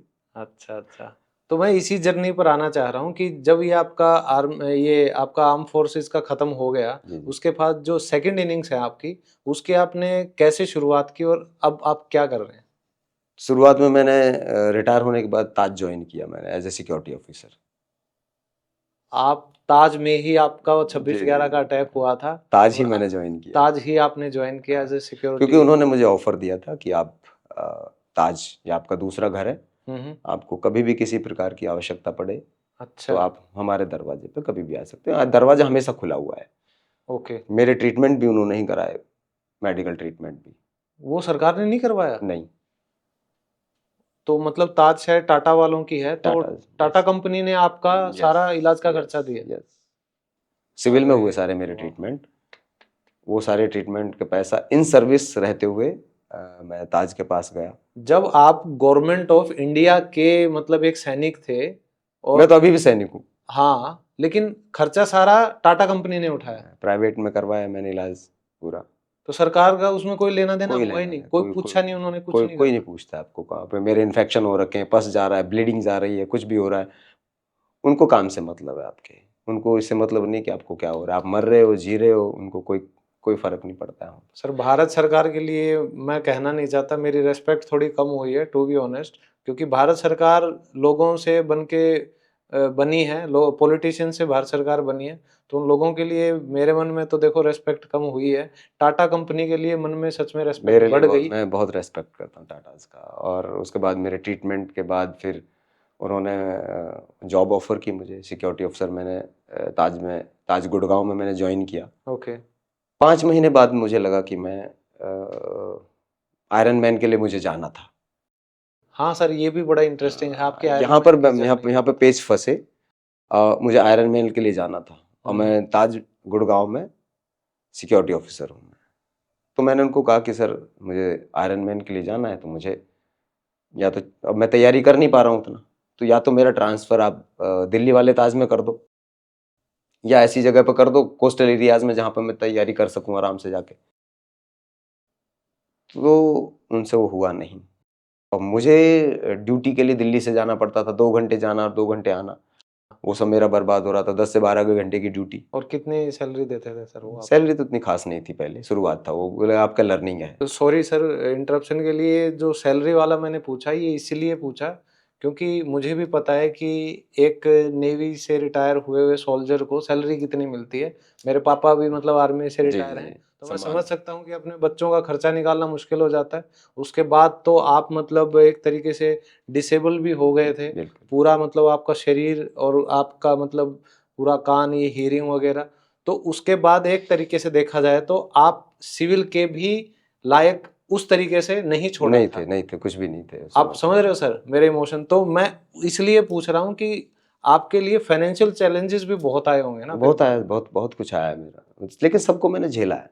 हम्म, बहुत बेहतरीन तरीके से मैंने टैकल किया हर चीज़ को। हम्म। मैंने सेविंग्स बढ़ा दी अपनी, उसके बाद में नेवी में रहते रहते अपनी सेविंग्स पे मैंने बहुत ज़्यादा काम किया फिर, क्योंकि मुझे पता था कि आपको बाहर निकलने के बाद सबसे ज़रूरी जो चीज़ है वो है पैसा। तो यही आपको खड़ा रखेगा और कुछ नहीं। तो मैंने अपनी सेविंग्स पे काम किया और अपनी एजुकेशन पे काम किया। और मैं सभी को ये कहता हूँ कि दोनों चीज़ों पे काम करना चाहिए, सेविंग्स पे और अपनी एजुकेशन पे। वही आपको अल्टीमेट किसी भी स्थिति में आप हो, आपको खड़ा कर देगी। तो मैंने आयरन मैन वाली जर्नी पे स्टार्ट करते हैं, फिर आपकी इस जर्नी पे मैं फिर मैंने आऊंगा। वहाँ पर मेरे पास कोई ऑप्शन नहीं बचा, उन्होंने आपने हर जॉब तरह से छोड़ मना दी। कर दिया। ओके। तो फिर मैंने रेजिग्नेशन दे दिया कि सर मेरी यात्रा यहीं पे खत्म होती है, अगर मुझे लगेगा तो मैं दोबारा ज्वाइन कर लूंगा, मुझे कोई, लेकिन मैं आयरन मैन जरूर करके आऊंगा। आयरन मैं मैन सर क्या होता है, कहाँ आपने इसके बारे में सुना? ये भी बताओ, और आप में इतनी हिम्मत कहाँ से आई कि शरीर आपका मतलब नॉर्मल नहीं रहा था ये सब होने के बाद, और फिर आयरन मैन यानी कि कैसे आपने सोचा कि मैं करूँगा? एक्चुअली 2016 में मैं मैराथन दौड़ रहा था, मुंबई मैराथन, और ये मेरी पहली फुल मैराथन थी। पहली बार फुल मैराथन में अटेम्प्ट किया मैंने, ओके। किसी और के नाम से 42 42.195। हाँ। जैसे आज मैं बैठा हुआ हूँ तो आज भी मैं 42.2 किलोमीटर दौड़ कर आया हूँ। और मेरा सौभाग्य है कि मेरे जो लॉ में मेरे सीनियर एडवोकेट हैं, जो मेरे गुरु हैं, उनको मैंने आज मैराथनर बनाया है। क्या बात है। मेरे लिए हमेशा, मैंने कहा ना, मुझे सीखने में बड़ा मजा आता है। तो वहां पर दिक्कत ये हुई कि 2016 में मैं मरीन ड्राइव पे हूँ, रन कर रहा हूँ, तो मैंने देखा एक अपोजिट डायरेक्शन में, तो वहां पे एक ग्रे कलर वाला लंबा और बॉलीवुड का एक सेलिब्रिटी रन कर रहा है। मैंने देखा यार ये तो मिलियन सोमन है, ये मैराथन क्यों दौड़ रहा है? ये मैंने क्वेश्चन खुद से किया और आज मुझे इसको पछाड़ना है, अच्छा। चाहे कुछ भी हो जाए। तो 30 किलोमीटर के बाद जाने के बाद मेरी हैमस्ट्रिंग पुल हुई। फर्स्ट स्टेज का मेरा स्ट्रेच फ्रैक्चर हो गया। उसके बाद मैंने 12 किलोमीटर घिसट घिसट के मैंने पूरा किया। दोनों मेरे जो नाखून थे अंगूठे के, वो पूरे काले चले हो गए, गए, पूरे हाँ। काले नहीं हो गए, खूनम खून हो गए, पूरे पूरे खूनम खून हो चुका था मेरा जूता पूरा। ओहो। तो कभी जूतों को निकाल दूं, क्या करूं, कैसे करूं। वो जो 12 किलोमीटर की जो जर्नी थी वो मुझे बहुत कुछ सिखा कर गई। तो मैंने जो ये जर्नी पूरी की, पहली 2016 की मैराथन की 4 घंटे और 37 मिनट में मैंने पूरी की, और यही जर्नी मिलियन सोमन ने 4 घंटे और 47 मिनट में पूरी की। अच्छा, उससे भी मैं इंजर्ड होने के बाद भी मैं उससे पहले खड़ा हूँ वहां पर। क्या बात है। जो कि ना लाइफ बहुत कुछ सिखाती है हम।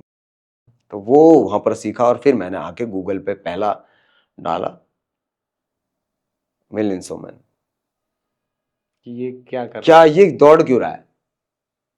फिर मुझे पता चला ये 52-50 साल 51 साल की उम्र में इसने आयरन मैन किया है। और वो चेन स्मोकर हो गया था, स्ट्रेस में रहता था इधर, तो उसके बाद उसने पूरी लाइफ को चेंज किया।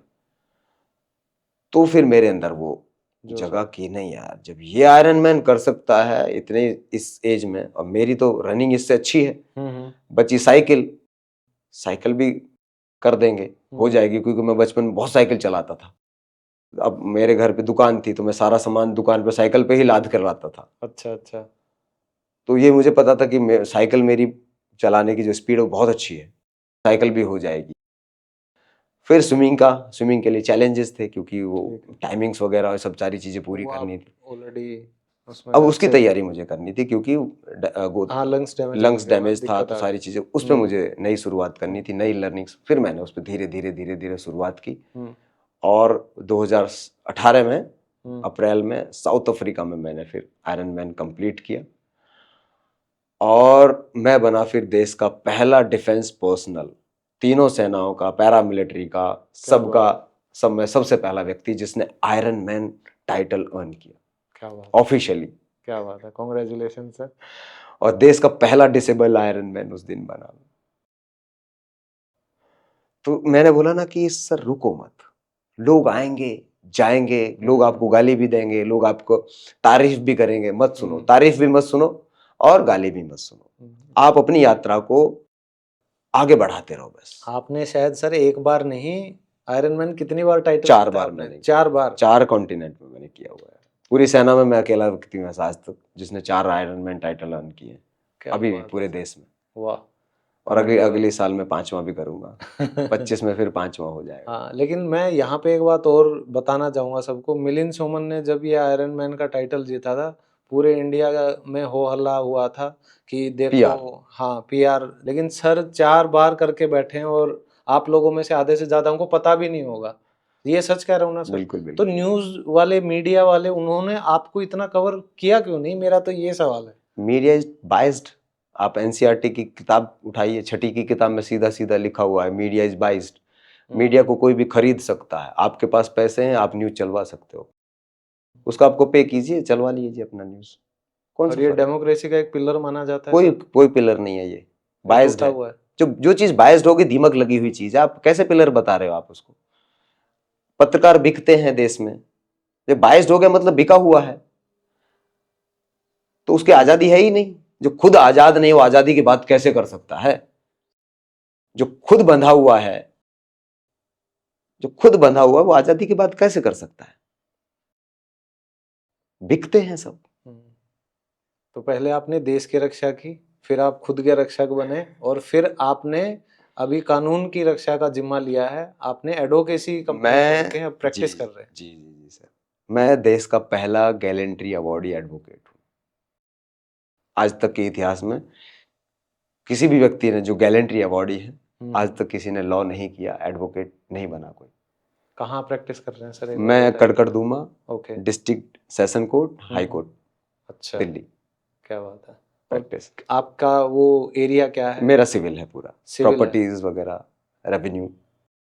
तो अभी अपनी जो सेकंड इनिंग्स आपकी चल रही है, इसमें आपने मुझे ऑफ द कैमरा भी बताया था कि आप कुछ और भी चीजें स्टार्ट करना चाह रहे हैं, जिन चीजों से आप होकर गुजरे हैं, आपको जो तकलीफ हुई है जी वो बाकियों को ना हो, तो आप उनके हक के लिए लड़ रहे हैं, वो भी एक बार जरूर बताइए सर। जल्द ही हमारा एक चैरिटेबल ट्रस्ट शुरू होने वाला है, जिसका नाम हमने रखा है वीर ज्योति चैरिटेबल ट्रस्ट।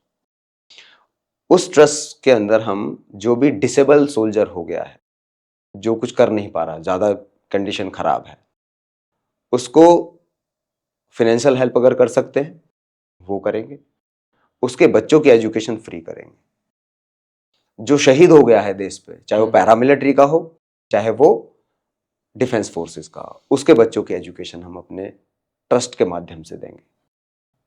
तो ये मेरा पूरा उद्देश्य है, अपने साथियों की सेवा करने का, अपने सैनिकों की सेवा करने का। मैं उनकी सेवा करना चाहता हूँ कि मैं उनके लिए कुछ ज्यादा तो कर नहीं सकता, मैं उनको वेपन तो खरीद के दे नहीं सकता, बिल्कुल, मैं इंसास की जगह उनको एक नहीं दे सकता ना, मेरे पास उतना नहीं है। लेकिन मैं उनकी जो नेक्स्ट जनरेशन है, जो भी देश के लिए शहीद हो रहा है या डिसेबल हो गया है, के परिवार और उनके पूरे बच्चों की जिम्मेदारी मैं उठा सकता हूं इस चैरिटेबल ट्रस्ट से। और मैं चाहूँगा कि ये पॉडकास्ट हम रिलीज़ कर देंगे, और जैसे ही आपका ट्रस्ट की जो भी इंफॉर्मेशन आप देना चाहें, हम हमारे वीडियो के डिस्क्रिप्शन में तो जो भी मैं कहूँगा, जो भी कोई दान देना चाहता है, बिल्कुल, आपको दान कर सकता है, आप हमें उस दान को चैरिटेबल ट्रस्ट में आप हमें दे सकते हैं। बिल्कुल, कोई दिक्कत नहीं है। मैं तो सेवक हूँ देश का, मैं अपने आप को इससे ज्यादा कुछ समझता नहीं हूँ। एक सैनिक हूँ, एक सेवक हूँ, और इससे ज्यादा मेरी कोई औकात नहीं है। वैसे सेवक तो सर ये हैं जो पार्लियामेंट में हम चुन के भेजते हैं, और इनको मतलब एक तरीके से भेजा भी इसलिए जाता है कि ये हमारी सेवा करें। सेवक ये हैं, लेकिन ये हमारे बॉस बन के बैठ जाते हैं, और जो काम आप करना चाह रहे हैं, करना शुरू करना चाह रहे हैं, और ये काम करना चाहिए सरकार को मेरे हिसाब से। एक बात बताइए, मैं एक जिम्मेदार सैनिक हूँ, तो क्या जिम्मेदारी मैं नहीं उठा सकता? मैं किसी और को इसके जिम्मेदारी क्यों दूं? मैं इसके लिए किसी और को कंप्लेंट क्यों करूं कि तुम ये नहीं कर रहे, तुम वो? उसके पास 1000 काम है। कोई मंत्री है, उसके पास 1000 काम है, क्या यही काम है? क्या मेरी जिम्मेदारी अपने भाइयों के प्रति इतनी भी नहीं है कि मैं उनके लिए इतना भी कर सकूं? क्या किसी भी सिटीजन की इतनी जिम्मेदारी नहीं है कि अपने सैनिक के लिए थोड़ा सा पार्ट भी कर सके? नहीं, बिल्कुल। तो हम क्यों सरकार के पीछे पड़े कि वो नहीं कर रही है? क्यों? क्या हम गांव में खुद की सड़क नहीं बना सकते? क्या गांव में हम खुद की नालियों को साफ नहीं कर सकते? क्या हम रोड पर अपनी चीजों को साफ नहीं रख सकते? लेकिन सब कुछ रख सकते हैं, लेकिन हमको आदत पड़ गई है गंदी कंप्लेंट करने की, ब्लेम करने की। टैक्स दे रहे हैं सर इतना ज्यादा, तो सरकार क्या करेगी? मतलब उनको फोर्स भी करना चाहिए शायद हमें। देखिए सर, एक बात बताइए, आप सरकारी महकमे हैं, कितने बेहतर तरीके से काम कर रहे हैं, बैंक में जाके आप देख लीजिए। बिल्कुल, एक प्राइवेट बैंक, एक गवर्नमेंट बैंक। मैं खुद 5 साल गवर्नमेंट बैंक में रह चुका हूँ। अब देखिए कौन कितना कर रहा है, सैलरी में कितना अंतर है दोनों में। बिल्कुल है। तो हमको क्या करना है, अपनी बेहतरी के लिए, अपने समाज को सुधारने के लिए खुद खड़ा होना होगा। एक सिस्टम हमें खड़ा करना चाहिए, एक सिस्टम जिसके थ्रू हम अपने गांव को साफ रख सकें, जिसके थ्रू हम अपने गली मोहल्लों को साफ रख सकें। ये खुद की अपनी जिम्मेदारी उठाना शुरू करें हम। अगर मैं खुद की जिम्मेदारी उठा रहा हूं, तो इसका मतलब है कि मैं एक अच्छा और बेहतरीन नागरिक हूं। तो सर हम ब्लेम करते हैं। आप ये इतना सब कुछ जो आपने अपनी लाइफ में अचीव कर लिया है, और मतलब मैं कहूँगा जो मेंटल स्ट्रेंथ की ट्रेनिंग आपको एज ए कमांडो मिली थी, वो आज तक आपको कहीं ना कहीं मोटिवेट कर रही है। तो इतना सब कुछ सफ़र करने के बावजूद, यानी मैं कहूँगा साफ साफ अन्याय हुआ है, टू बी ऑनेस्ट। क्योंकि अगर हम 26/11 के कोई भी फंक्शन वगैरह होते हैं, मुझे नहीं पाओगे आप, आपको नहीं पाएंगे, जबकि आप वो शायद चुनिंदा लोगों में से एक हैं जिन्होंने मतलब अपने छाती पे कहते हैं मैंने गोली खाई है देश के लिए, तो आपने खाई है रियल में। तो ये सोच के भी अजीब सा लगता है कि न्यूज़ वाले इस चीज़ को क्यों नहीं मतलब फ्रंट मीडिया में लेकर आए कि ऐसा भी कुछ अन्याय हो रहा है कहीं। एक बात बताइए, क्या मोटिवेशन क्या मिलती है आपको? मेरे को समझ नहीं आता कहाँ से मोटिवेट हो रहे हो आप इतने? मैं स्वयं के साथ में काम करता हूँ, मैं स्वयं के साथ ज्यादा जीता हूँ और मैं किसी को ब्लेम नहीं करता हूँ किसी भी परिस्थिति के लिए। मीडिया की बात है, मैंने पहले ही बता दिया है, मुझे मीडिया के ऊपर रत्ती भर भी भरोसा नहीं है, क्योंकि जहां जिस मीडिया में आज तक सिर्फ आतंकवादी कसाब को ही दिखाया गया हो, जिसने 168 लोगों के मारने में भूमिका निभाई हो, और जिस व्यक्ति ने 185 लोगों को बचाया हो, उसको नहीं दिखा रहे, तो मेरी गलती क्या है? मेरी गलती नहीं है, तुम्हारी गलती है, तुम सुधारो, नहीं सुधारते हो बाढ़ में जाओ, मेरे पर तुमसे कोई फर्क नहीं पड़ने वाला अब। और मेरे ऊपर आज तक कोई फर्क नहीं पड़ा किसी चीज से। तुम्हें आना हो आओ, नहीं आना मत आओ। मेरी टर्म्स, अगर मेरी टर्म्स पे आना है तो मेरी टर्म्स पे आना पड़ेगा। बहुत सारे बॉलीवुड के डायरेक्टर मेरे पास में आए, कॉपीराइट दे दो। टॉलीवुड के कई लोग आए, हमें कॉपीराइट दे दो। हमने कहा कि ये टर्म्स है, ये कंडीशन है, पूरी कर दो, दे देंगे। कोई नहीं टिका। कुछ अगर बता सके तो। हमने बोला कि सर, आपने जितना कसाब के ऊपर देश ने खर्च किया है, कंपाउंड इंटरेस्ट के साथ में सरका दो। इस देश को पता चलना चाहिए कि एक सैनिक की वैल्यू एक टेररिस्ट से ज्यादा होती है। अगर टेररिस्ट को 2.5 करोड़ का बुलेट प्रूफ रूम बनाकर दिया जा सकता है, तो एक सैनिक को भी दिया जा सकता है कुछ भी इस देश के द्वारा। सैनिक डिजर्व करता है तो उसको मिलना चाहिए, और मेरी वैल्यू ये है। अगर आप मुझे कहते हो रियल हीरो, तो मुझे फेक हीरो से ज्यादा चाहिए। अगर फेक हीरो आपका बॉलीवुड का जितना ले रहा है, उससे ज्यादा चाहिए। ये मेरे राइट्स है, ये मेरा हक है, क्योंकि मैं उन व्यक्तियों में से हूं जिन्होंने आपकी जान बचाई है। आप जिस कुर्सी पर बैठते हो, उस कुर्सी पर मेरे खून के निशान लगे हुए हैं। आप जिस सांस लेते हो, उसमें जो खुशबू आती है, उसमें मेरे पसीने की खुशबू है।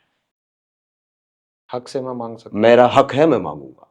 अगर नहीं दे सकते तो आप डिजर्व भी नहीं करते। तो हिम्मत नहीं की किसी ने? नहीं है हिम्मत। हिम्मत वाला होगा तो आ जाएगा, नहीं है तो नहीं है। बिल्कुल। हम तो सिंपल खुला कहते हैं, हम तो खुले आदमी हैं। देखो, अब आप में से कोई आया जब मैं हॉस्पिटल में एडमिट था? ताज के स्टाफ आए मुझे देखने के लिए। ताज का स्टाफ आया मुझे देखने के लिए। क्या बात है। मेरी यूनिट से कोई आए नहीं आए, मैं प्राइवेट हॉस्पिटल्स में भी एडमिट रहा, आते थे मुझे मिलने के लिए, फोन करके पूछते थे मेरी रिक्वायरमेंट्स क्या हैं, पूछते थे। और आपकी आर्मी, आपकी जो यूनिट थी, वहां से कोई नहीं हु आया? केयर्स? हाँ, वो उनके तो लिए मैं आपने कुछ है ही, मैं उनके लिए बोझ हूँ एक तरह से, पूरा बोझ बन के। उन्होंने समझा कि बोझ है, गोली लग के बोझ हो गया ये, अब इसका हमें सब कुछ करना पड़ेगा, कुछ करना। तो सब पीछे हट गए। उन्होंने कोई हाथ नहीं पकड़ा है किसी ने कि तेवतिया तू खड़ा हो जा, हम तेरे साथ में। कोई नहीं। और सबको अपनी अपनी ड्यूटी करनी है वहां पर। कोई यूनिट में आता है, एक से 2 साल 3 साल रहता है, फिर निकल जाता है। सबको अपना अपना काम खत्म करना है, जाना है। आपसे शायद किसी ने ये भी कहा था कि आपने हमसे हमारी ग्लोरी छीन ली, जिंदा बिल्कुल सही बच बात गए है। आप। मेरी तो यूनिट तैयारी चल रही थी, मुझे रीथ लेइंग के लिए ड्रेस वगैरह सब तैयार कर रहे थे। आपके मुझे तो बाद में कमांडर पता, ने कहा? मेरे जो दोस्त थे वो मुझे बताए बाद में, जब मैं ठीक होकर वापस हॉस्पिटल में आया, यूनिट में आया। जब मैं ठीक होकर अपने यूनिट में आया तो मेरे कुछ दोस्त थे, उन्होंने बताया यार यहाँ तो सब ड्रेस वगैरह सबकी तैयार हो गई थी, हमें बोला गया था ड्रेस तैयार कर लो सब। मतलब आपके मरने का तैयारी कर ली थी? इंतजार हो रहा था कि कब इसकी सांस छूटे और कब रीथ लेइंग का प्रोग्राम यहाँ पर आप ही की यूनिट आपके मरने का इंतजार कर रही थी? एग्जैक्टली भैया, मैं क्या बोलूँ, मुझे जैसा इंफॉर्मेशन, वो झूठ नहीं बोलेगा ना, इतना क्लोज मेरा तो दोस्त उनके है। ये डिफेंस के एथिक्स वगैरह, मोरल्स कहाँ मुझे गए? नहीं पता किसी का, मुझे खुद का पता है बस। ना मुझे किसी के एथिक्स का पता, ना किसी के मोरल ड्यूटीज का पता, ना ह्यूमैनिटी का पता। मुझे तो लगता ही नहीं था कि मैं यहाँ पे ह्यूमन एग्जिस्ट करते हैं। तो मैं तो बस ये रहता था, और सीखो और सीखो, जितना तुम मुझे तकलीफ दोगे मैं उतना सीखता जाऊंगा और मजबूत बनता जाऊंगा। तुम अगर ये सोचते हो मजबूर बनेगा, तो ये तेवतिया मजबूर नहीं बनेगा, ये तेवतिया मजबूत बनेगा। और मैं कहता हूं कि I don't dream, I dare to do. I don't believe in dreaming, I believe in daring. मैं कोशिश करूँगा और करता रहूँगा। सर मैंने आज की इस कॉन्वर्सेशन में रियल में जो जो चीज़ें सुनी हैं, जो समझी हैं, वो मतलब शायद मेरे लिए भी कुछ चीज़ें पहली बार हैं, क्योंकि हम सब क्या करते हैं, मूवीज़ देखते हैं, ठीक है, उरी अटैक देखी तो हम इमोशनल हो गए, ठीक है। आप वाली जो चीज़ें हैं, जो आपने ग्राउंड लेवल पे चीज़ें बताई हैं, कि मेरी खुद की यूनिट चाहती थी कि भाई ये बंदा अगर मर जाता है तो हमें ग्लोरी मिलेगी, अगर जिंदा रह गया तो क्या ही मिला, हमें पता भी नहीं चला। और आप एक अनसंग हीरो, मैं कहूँ तो 26/11 अटैक के आप हैं। और मैं ये चाहूँगा कि जिन लोगों के भी जज्बात जिंदा हैं, हम सब के तरफ से आपको sir salute thank you, thank कि यू। आप हमारे सच में रियल हीरो मैं हैं। सेवक हूँ, मैं हाँ सैनिक जी। हूँ, मैं कोई हीरो वीरो हाँ जी। नहीं हूँ। मैं बहुत जगह पे मुझे अच्छा नहीं लगता है शब्द। मैं हीरो हूँ ही नहीं, मैं सेवक हूँ, मैं सैनिक हूँ। आपकी सेवा में हमेशा तत्पर हूँ। मैंने अभी तक अपनी लाइफ में 8 लोगों को मैंने रोड साइड एक्सीडेंट पर जिंदा बचाया है। एक्सीडेंट के बाद मरने वाले थे, सीपीआर दिया जिसको देना था, किसी को कुछ किया, किसी को पट्टी की, किसी को कुछ किया, मैंने बचाया। संतुष्टि मिलती है किसी की हेल्प करने में, संतुष्टि मिलती है किसी के साथ खड़े होने में। लगता है मैं ह्यूमन हूं। अगर आप इनह्यूमन लोगों के साथ रहोगे तभी तो पता चलेगा कि आप ह्यूमन हैं, नहीं तो पता ही नहीं चलेगा आपको कि आपके अंदर भी ह्यूमैनिटी है। और बड़ा अच्छा लगा सर आज आपके साथ बात करके। जी, और जैसा अभी आप पॉडकास्ट के अंत में कह रहे थे कि ह्यूमन बनो सबसे पहले, बाकी की चीज़ें बाद में हैं। जी तो जी, जाते जाते सर यूथ को एक पीस ऑफ एडवाइस भी दे दीजिए। मैं कहूँगा कि बिलीव इन यू। क्योंकि एक दिन आपको अपने ऊपर ही भरोसा रखना पड़ेगा। अगर आप दूसरे के कंधों पर रखकर हर चीज को चलाने की कोशिश करोगे और दूसरों को, अपनी परिस्थिति के लिए दूसरों को ब्लेम करना शुरू करोगे, तो मैं कहूँगा कि आपसे बड़ा मूर्ख कोई नहीं है, क्योंकि आपने जिंदगी को सीखा ही नहीं है। बिल्कुल। तो स्वयं के ऊपर भरोसा करना। दूसरा, एकला चलो रे। अगर कोई नहीं आ रहा है साथ तो अकेले चल दो। कोई साथ नहीं आ रहा, कोई दिक्कत नहीं है, क्योंकि यात्रा में, स्ट्रगल की यात्रा में हमेशा आप अकेले रहोगे। शमशान की यात्रा में हमेशा अकेले रहोगे। और जब सिंहासन मिलेगा, जब कुर्सी मिलेगी आपको बैठने के लिए, तो भी आप अकेले ही बैठे रहोगे। कोई उसमें आपका पार्टीशन हो ही नहीं सकता। बिल्कुल। आपके स्ट्रगल में कोई नहीं आने वाला। शमशान जब जाओगे तब कोई नहीं आने वाला। उस जगह पे आपकी जगह कोई नहीं लौटेगा, चल भाई तू थोड़ा साइड हो जा, मैं लेट जाता। बिल्कुल। नोबडी।